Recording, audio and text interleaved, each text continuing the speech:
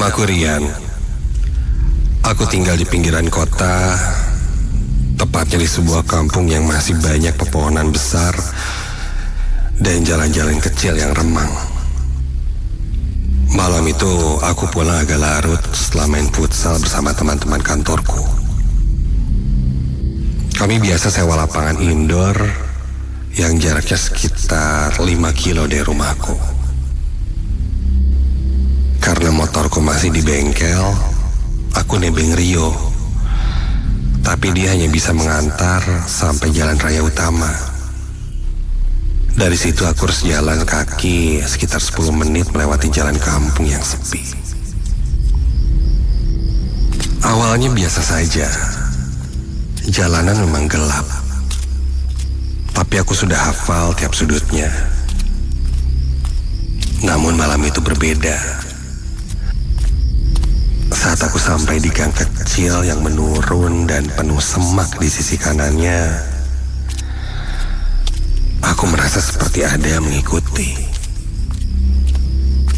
Awalnya, cuma suara langkah kaki yang samar terdengar mengikutiku dari belakang. Aku menengok ke arah belakang, tapi tidak ada siapa-siapa.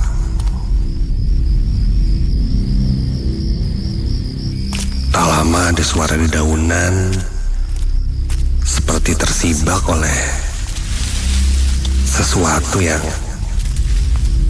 cukup besar, membuat suaranya gaduh.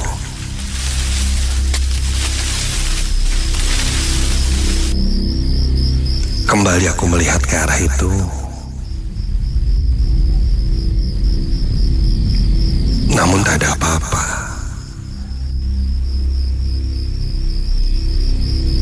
Mungkin tikus atau kucing kali ya.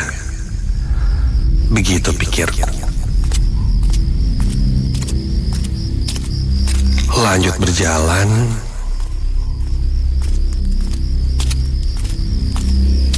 Perasaan tidak enak kembali muncul. Makin terasa aneh. Entahlah. Udara menjadi sangat dingin. Padahal siang tadi panasnya luar biasa. Dan biasanya jika malam tidak sedingin ini. Bahkan lampu jalanan yang biasanya masih menyala meskipun redup, malam itu mati total. Gelap. Untuk penerangan, aku pun mengandalkan cahaya dari ponsel. Sampai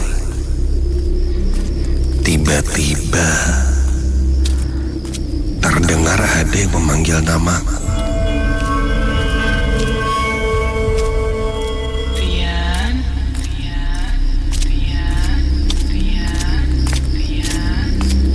Rian. Itu suara perempuan. Suaranya parau dan terasa sangat dekat. Kontan aku melihat ke sekitarku. Tapi aku tidak melihat siapa-siapa.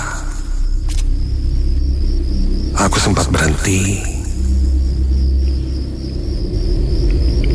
mengarahkan cahaya ponselku di antara sela-sela pohon. Namun jelas ketika itu aku hanya sendirian. Jantungku mulai berdebar. Keringat dingin mulai membasahi punggungku. Bulu kudukku saat itu mulai berdiri, merinding.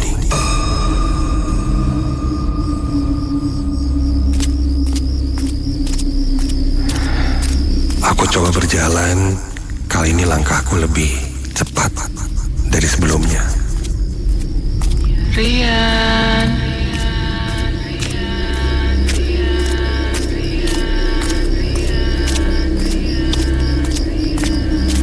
Rian. Suara perempuan yang memanggil namaku terus terdengar.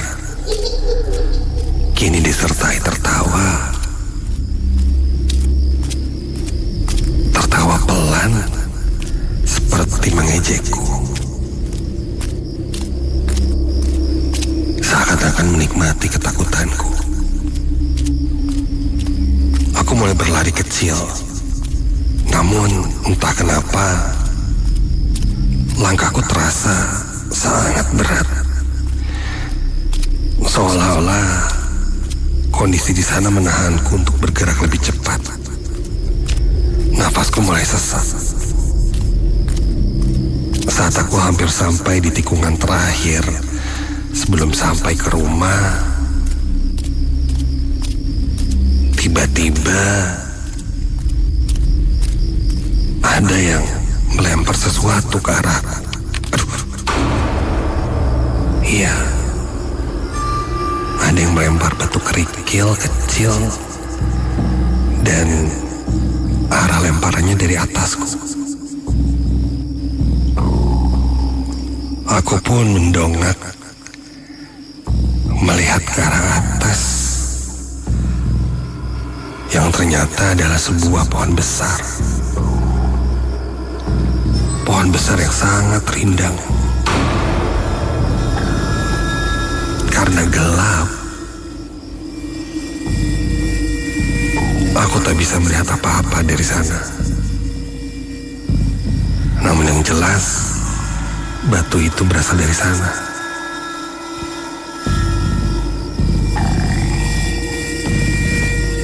Aku pun kembali melihat ke arah jalan dan ketika aku sadar,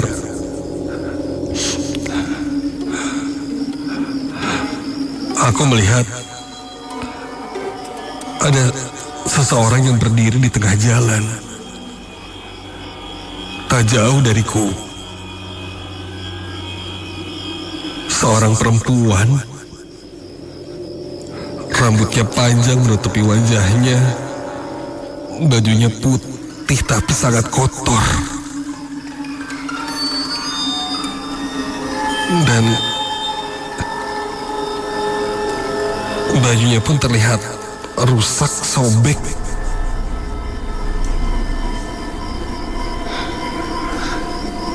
Dengan tangan yang menjulur ke depan, penuh luka.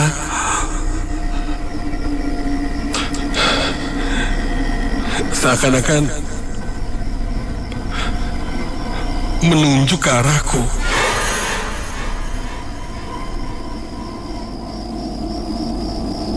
Aku membeku, tak bisa bergerak. Wajah sosok perempuan itu masih tertutup oleh rambutnya yang panjang. Dia tidak berjalan, tapi melayang ke arahku. Bau busuk sangat menyengat tercium olehku, seperti bau bangkai.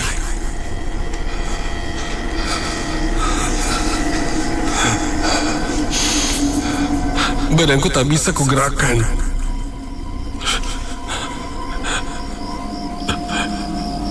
Kurang lebih jarak 3 langkah di depanku, sosok perempuan itu diam.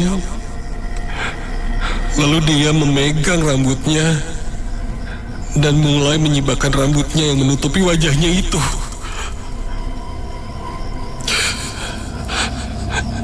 Dan dia mulai membuka rambutnya dan memperlihatkan wajahnya yang, astaga, wajahnya terlihat tak beraturan, meleleh seperti lilin yang meleleh. Disertai suara parau dari sosok perempuan itu yang membuatku sangat ketakutan.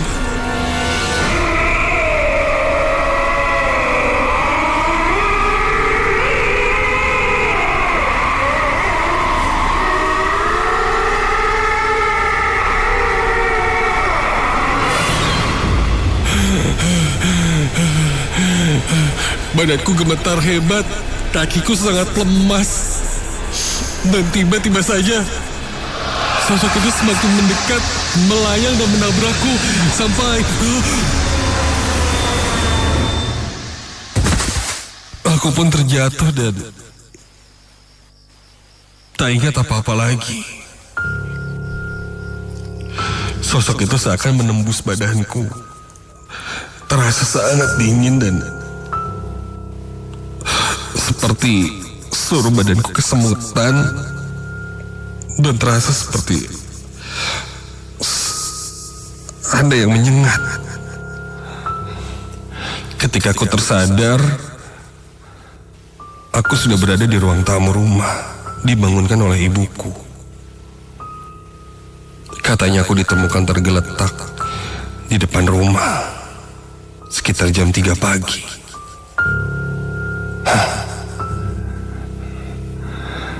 Posisi terakhir yang ku ingat masih jauh dari rumah. Setelah sadar, aku merasakan badanku bergetar, meriang, dan panas yang hebat. Kebetulan di sana ada pamanku. Pamanku bertanya padaku apa yang kualami semalam. Dengan terbata-bata aku pun menceritakan apa yang kualami. Setauku pamanku memang sedikitnya paham soal hal mistis. Ia mengangguk pelan, lalu berkata, dulu pernah terjadi sebuah kecelakaan di jalan raya utama. Dan korbannya seorang perempuan. Ketika itu pamanku melihat korban yang sudah tergeletak di jalan dengan kondisi yang sangat tragis. Wajahnya hancur. Dan ketika mendengar apa yang kulihat, bisa jadi mungkin sosok korban kecelakaan itu yang menggangguku. Dia ingin menunjukkan bahwa dia masih berada di sana, meminta tolong, ingin disempurnakan, dan ingin dipulangkan ke tempat yang layak. Namun sepertinya bertemu denganku adalah bukan satu hal yang tepat. Mungkin sosok itu menunggu bertemu orang yang tepat untuk bisa memindahkan dan memulangkannya. Malam-malam setelah itu, aku selalu pulang lebih awal. Dan jika harus melewati jalan itu lagi, aku tidak mau sendirian.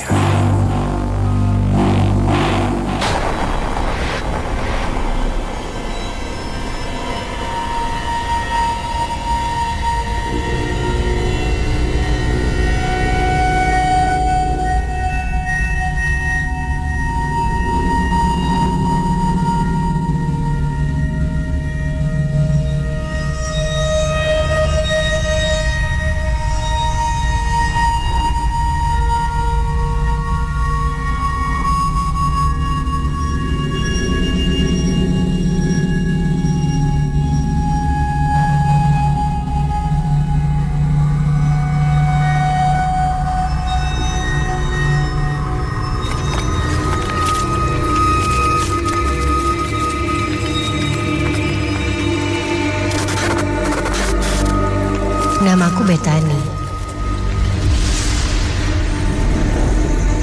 Aku seorang mahasiswi di sebuah universitas di daerah Kabupaten Bandung Barat. Malam ini Aku mau berbagi pengalaman ceritaku bertemu dengan yang namanya hantu. Bukan di kampus ataupun di rumahku, tapi pengalamanku ini aku alami di jalan selepas pulang kuliah.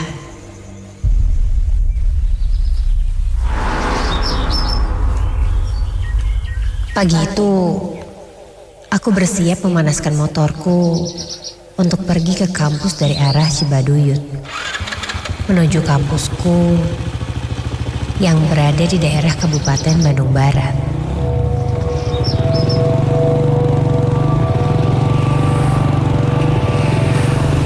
Di sepanjang perjalanan dari rumahku cukup macet, sampai kurang lebih hampir 2 jam aku baru sampai di kampus. Setibanya di kampus, kurasakan lelah dan kantuk mulai terasa akibat macet yang lumayan parah tadi kulalui. Aku pun bertemu dengan temanku, Dini, dan langsung masuk ke dalam kelas. Di kelas, aku pun sering memejamkan mataku karena terasa cukup mengantuk sekali saat itu.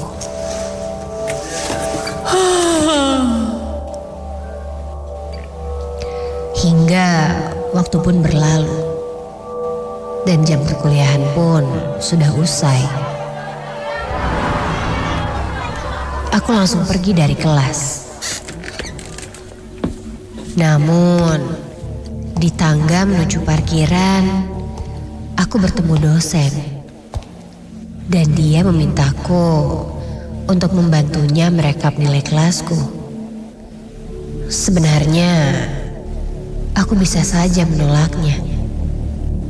Namun karena tidak enak, mau tidak mau aku mengiyakannya. Singkat cerita, jam menunjukkan pukul 8 malam. Setelah selesai merekap nilai yang cukup banyak, aku pun berpamitan pada dosenku dan langsung menuju parkiran.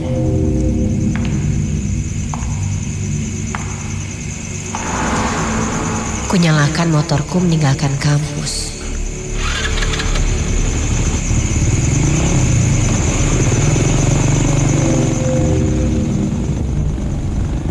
Sepanjang perjalanan, aku tidak merasakan apa-apa.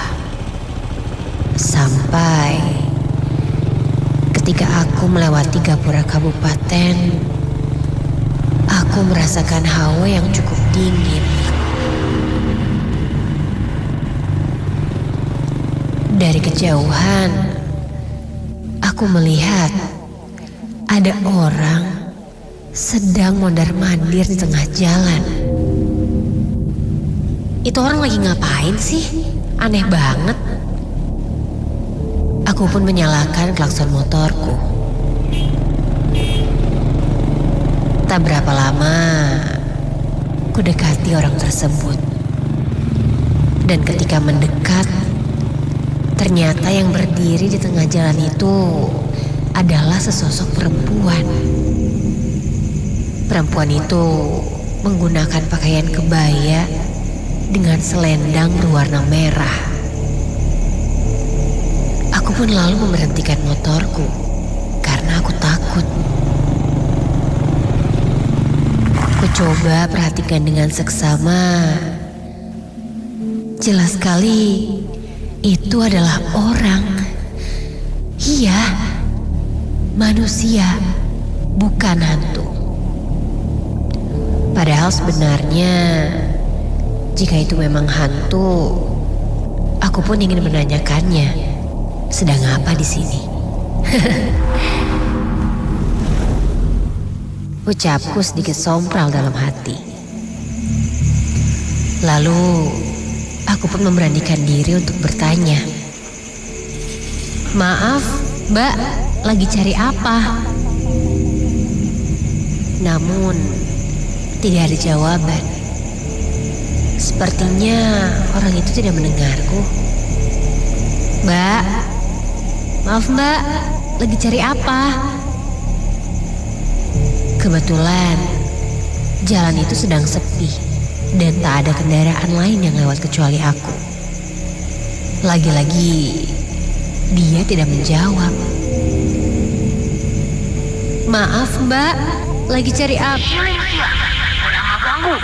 Astaga, aku pun sontak kaget. Belum sempat selesai aku bertanya, sosok perempuan itu seketika berteriak padaku dengan nada yang tinggi. Dan ketika aku perhatikan lagi dengan seksama, kulihat itu bukan lagi sosok wanita pada umumnya. Kali ini kulihat mukanya berubah. Dagunya panjang dengan mulut menganga. Bola matanya hitam semua. Sosok itu tiba-tiba saja menjerit-jerit histeris. Aku dengan terkejutnya langsung menyalakan motorku dan kutabrak sosok itu hingga tembus. Dengan kecepatan penuh, aku menancapkan gasku hingga melewati jalan tersebut. Di perempatan lampu merah, kulihat mulai banyak pengendara lainnya. Untunglah, kini aku tidak terlalu sendiri lagi. Namun, anehnya, orang-orang yang berada di sekitarku itu melihatku dengan tatapan yang tidak wajar. Seperti melihatku dengan tatapan ketakutan. Aku pun coba menghiraukan itu dan lanjut melakukan perjalanan pulang ke rumahku. Sampailah aku di daerah komplek rumahku.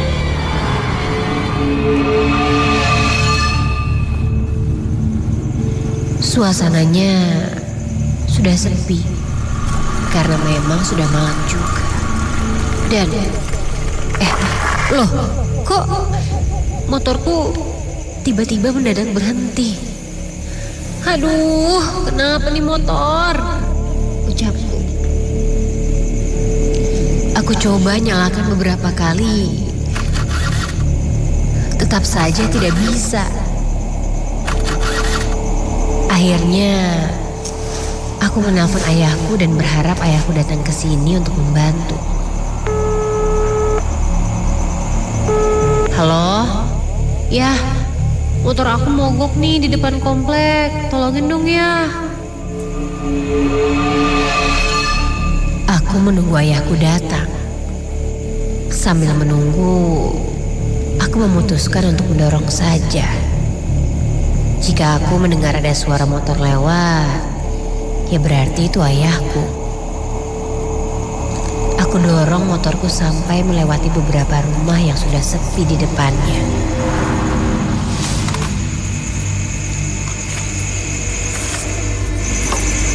Tidak ada aktivitas lagi malam itu. Samar aku mendengar suara seperti seorang perempuan.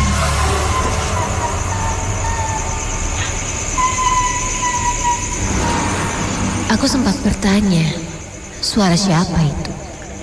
Dan dari mana asalnya? Aku mencoba melihat ke sekitar, tapi sepi. Tidak ada siapa-siapa. Aku mencoba berpikir positif. Mungkin itu penghuni rumah di daerah sini yang menertawaiku sedang mendorong motor sendirian.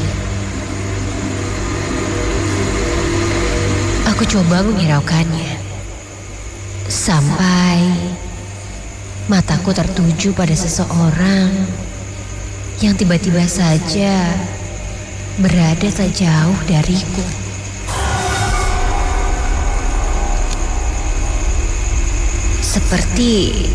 Seorang wanita. Dia terlihat berjalan ke arahku. Aku pun terus mendorong motorku perlahan. Sampai ketika semakin mendekat dengan wanita itu, astaga! Perlahan aku berhenti mendorong motorku dan terdiam kaku dengan apa yang aku lihat. Karena ketika kulihat lebih dekat lagi, ternyata sosok wanita itu adalah sosok yang tadi kulihat di jalan dekat Gapura. Sesosok wanita menggunakan kebaya dengan selendangnya yang berwarna merah. Sosok itu kini perlahan berjalan terus menuju ke arahku. Dan sangat jelas sekali kulihat wajahnya yang pucat. Aku hanya bisa terdiam memandanginya. Sampai sosok itu pun perlahan melewatiku. Aku hanya bisa baca doa dan berharap makhluk itu segera pergi dari sini. Sampai samar ku dengar suara kerasan motor. Dan ada suara keras memanggilku. Ternyata itu ayahku. Dan ketika ku lihat, sosok itu pun hilang entah kemana.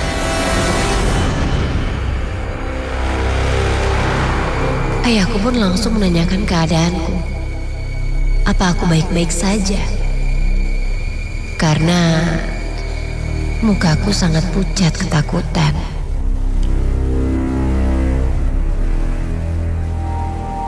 Sesampainya di rumah, ayahku mencoba untuk membersihkanku.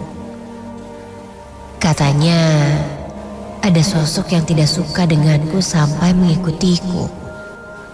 Dan semenjak kejadian itu, aku pun semakin percaya bahwa kita di dunia ini memang hidup berdampingan dengan mereka yang tak kasat mata.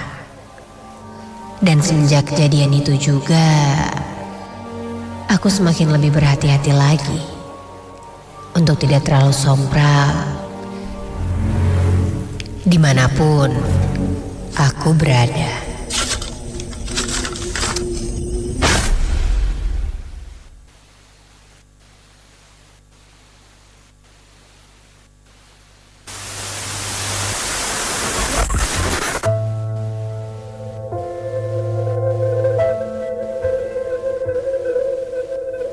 Selamat datang di Nightmare Side Ardan Radio.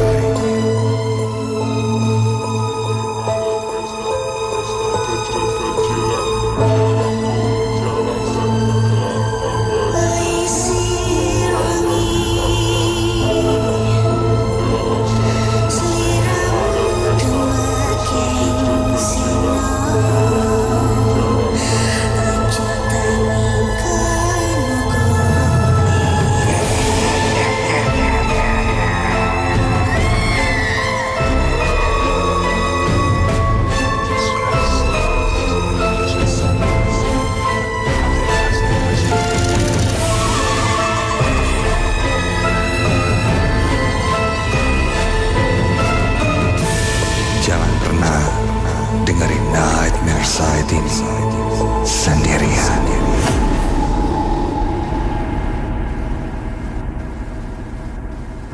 .9 FM Ardan Radio. Ardan for Heal to Connect. Ya, kembali lagi di JNE Nightmare Side.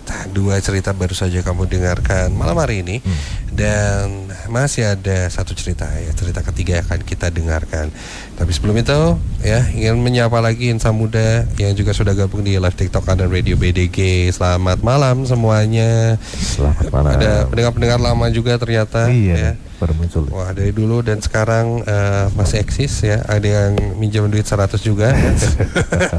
Dia masih minjam duit 100 lama. Biar mencairkan suasana lah. Iya.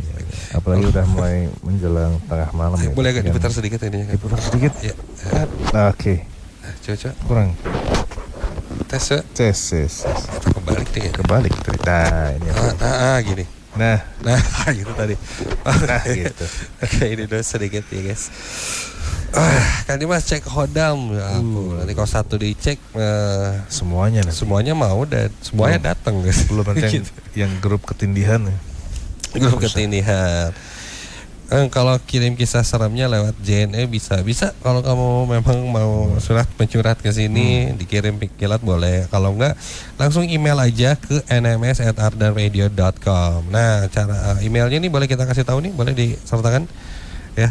Untuk kirim cerita dan ingin dibacakan di Nightmare Side gitu ya, diolah tadi ya seperti yang baru saja 2 cerita baru saya kamu dengar. Kamu bisa kirim emailnya ke sini Oke. Nanti nms@ardanradio.com, nanti kita kasih teksnya di situ ya. Kan dia pengen diliatin di pohon lengkeng depan rumah gitu ya. Pohon lengkeng. Jangan lupa tinggal di foto pohonnya, terus dikirimkan ke WhatsApp-nya Ardan. Oke. Sertain nama, terus gangguannya seperti apa, sama lokasi. Lokasi mah cukup. Misalnya di Lembang, Dago, atau itu aja. Margahayu, misalkan daerah sekitar situ gitu ya. Oke. Kita akan lihat dulu untuk yang udah masuk ya, untuk sharing cerita tadi 0812-201-1059. Sudah ada ini. Oke. Selamat malam. Ini sama Eko dari Purwakarta. Sekarang posisi lagi di perjalanan nih di dalam kereta api komuter lain tujuan Purwakarta. Salam buat teman-teman disabilitas netra se-Bandung Raya. Selamat malam. Kemarin itu banyak juga ya.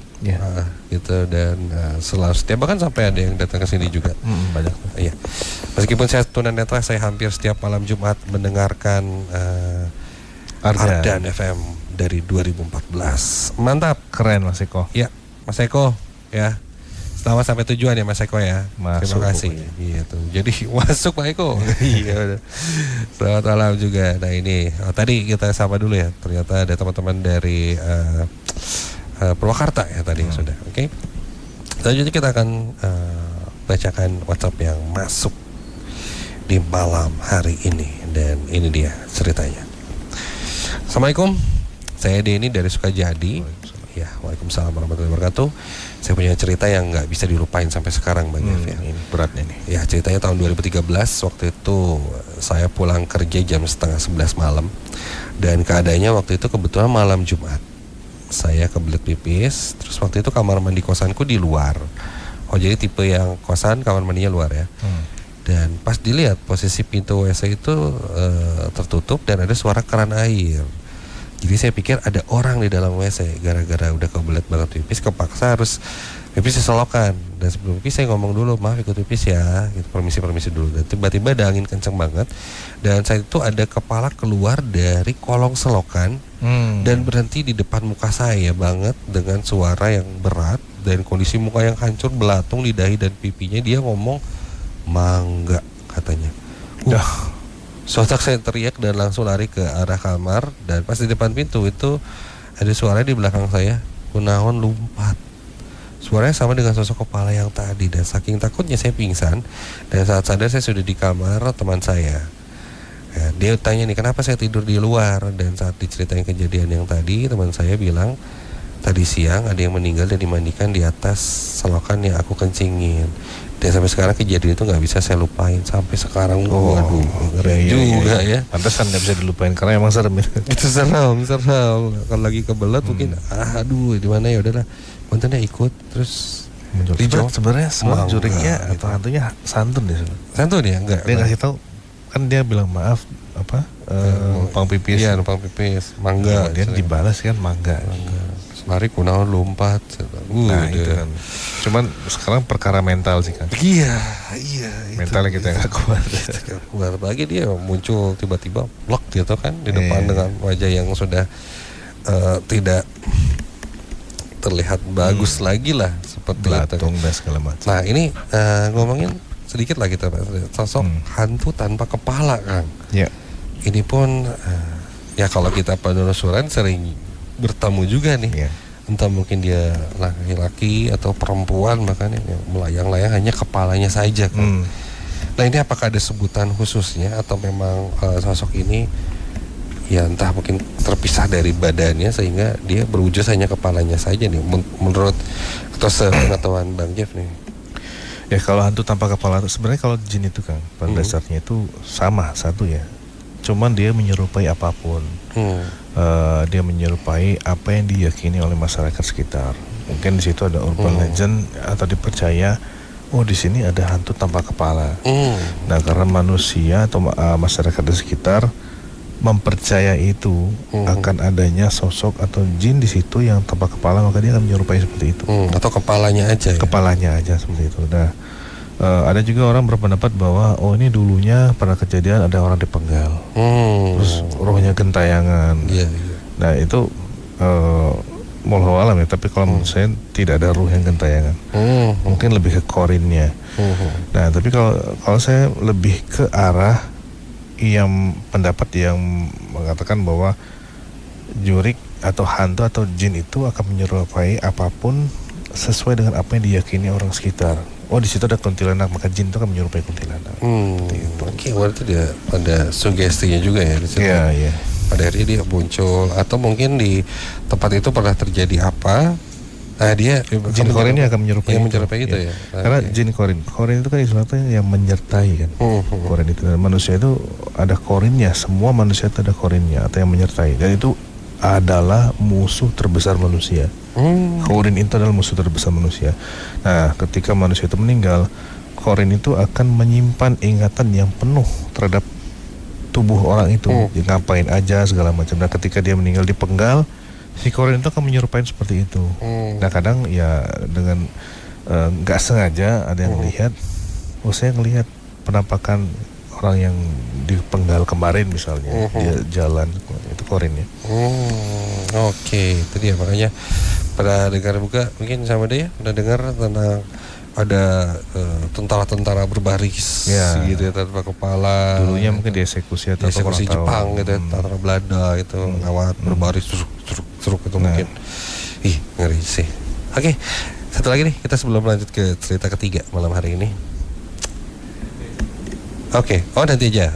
Oke, baik. Ini kan udah pada nggak sabar untuk dengerin ya cerita ketiga malam hari ini. Kita dengarkan langsung dan masih di JNE Nightmare Site. Sekali lagi untuk kamu yang ingin mengirimkan pengalaman sarannya untuk dibacakan di Nightmare Site ya di minggu depan, itu dijadikan sebuah cerita yang bisa didengarkan, itu boleh kirim ke email kita nms@ardanradio.com gitu ya. Dan nanti di sesi terakhir kita juga akan bacakan berapa lagi ya pengalaman yang udah masuk di 0812 2011109 di JNE Nightmare Site malam hari ini. Selalu tetap fokus ya, jangan sampai ngelamun gitu, dan siap-siap untuk dengerin cerita ketiga. Dan selalu ingat ya Bang Jep ya, jangan dengerin dan nonton Nightmare Site ini sendirian.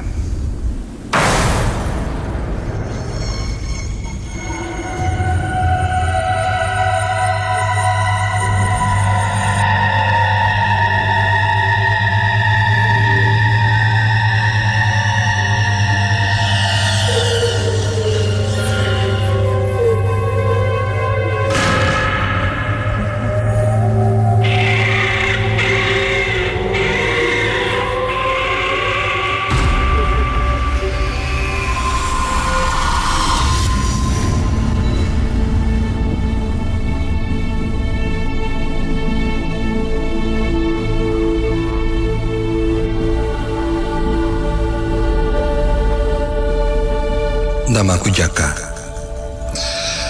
Aku seorang karyawan muda yang baru 1 tahun bekerja di sebuah perusahaan konsultan kecil di Jakarta. Tanggal 24 Januari adalah hari ulang tahunku, dan tepat di hari itu, sialnya aku harus merayakan kerja lemburku. Ya, mau bagaimana lagi? Waktu dan kondisi memang sedang tidak pas. Sore itu hujan turun sangat deras. Hampir semua rekan kerja di kantorku sudah pulang. Sedang aku masih sibuk menyelesaikan laporan klien yang harus dikirim malam itu juga. Meja kerjaku berada di pojok ruangan. Aku pun terduduk sambil fokus menyelesaikan laporan. Suasana di ruangan saat itu memang minim penerangan karena sudah malam. Satu-satunya lampu yang menyala hanyalah yang di dekat meja kerjaku.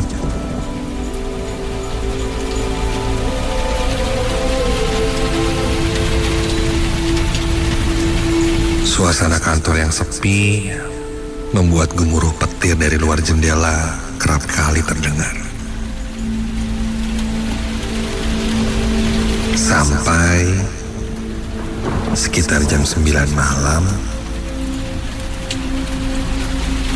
ketika aku masih duduk di meja kerjaku, tiba-tiba lampu-lampu di lorong menyala satu persatu. Aku sempat berpikir, sepertinya teman-teman, jangan-jangan mereka mau kasih surprise nih. Hari ini kan gue ulang tahun.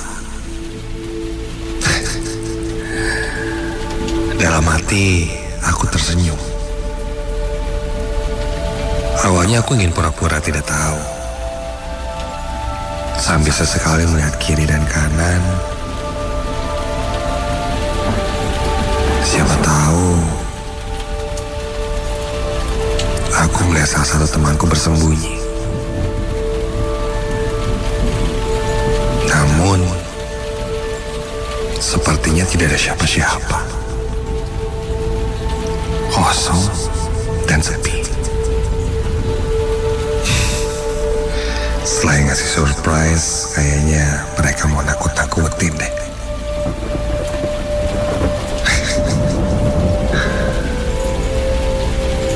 Lalu ku dengar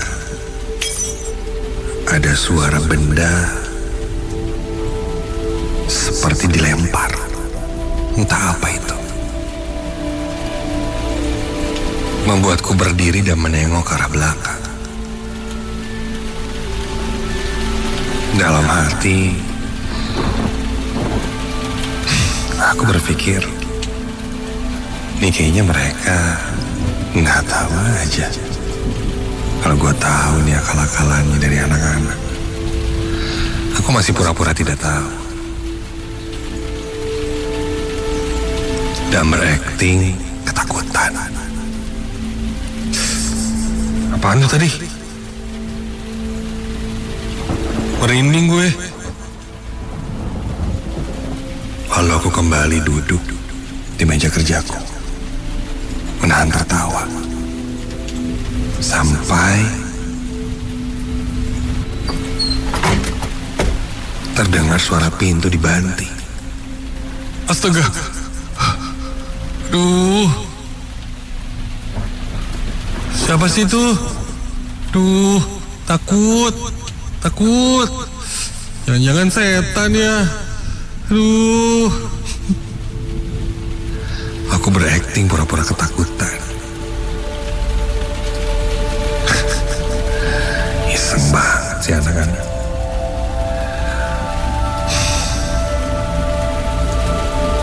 Karena sudah tidak tahan, aku pun berdiri dan melihat ke sekitar sambil berkata, "Guys, udah keluar, gue udah tahu kok. Udahlah, nggak usah surprise kayak begini. Udah keluar aja. Buruan, gak usah nakut-nakutin." Tapi tetap tidak ada jawaban. Kantor benar-benar hening.